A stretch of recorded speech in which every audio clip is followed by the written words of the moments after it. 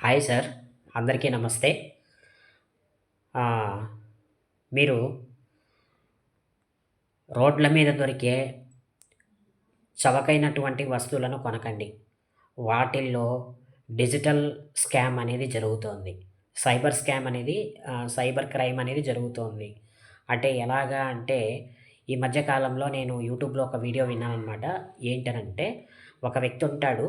రూ. 200 విలువ చేసే బల్బ్ ఒకటి అమ్ముతూ ఉంటాడనమాట రోడ్డు మీద. అయితే ఆ బల్బులో ఇతను ఏం చేస్తాడంటే సైబర్ క్రైమ్ అంటే సైబర్ స్కామ్ కెమెరాస్ అనేవి ఆ బల్బులో అమర్చడం జరుగుతుంది. ఆహ్, అయితే అతను ఏం చేస్తాడంటే ఫోన్‌పే ద్వారా అమౌంట్ అనేది ఇతనికి పంపించమని చెప్తాడు. అంటే ఇతను సెల్లర్ కదా! ఇతను ఏం చేస్తాడు బయ్యర్‌కి చెప్తాడనమాట. ఏమని? నేనొక ఫోన్‌పే నంబర్ ఇస్తాను. లేదా ఫోన్‌పే స్కాన్ పెడతాను.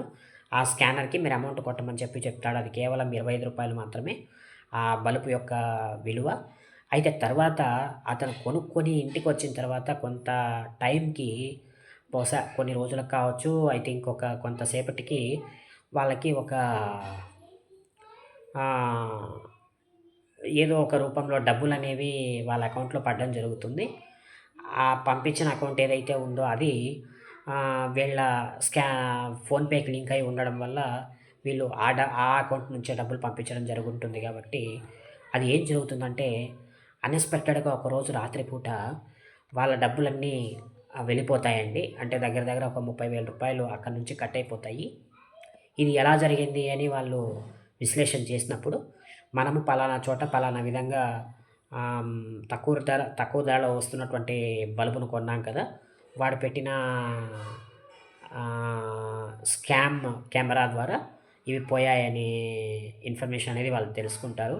సో, ఇలాంటి కొత్త తరహా స్కామ్‌లను మీరు నమ్మకండి. ఎక్కడైనా సరే తక్కువ ధరకు వచ్చేటువంటి వాటిని మీరు కొనకండి. Thank you very much sir. ఇది ఒక ఇన్ఫర్మేటివ్ వీడియో అవుతుందని నేను ఎక్స్‌పెక్ట్ చేస్తున్నాను సార్. దయచేసి నా ఛానెల్‌ని లైక్, షేర్, కామెంట్, సబ్స్క్రైబ్ చేస్తారని ఎక్స్‌పెక్ట్ చేస్తున్నాను. Thank you very much sir.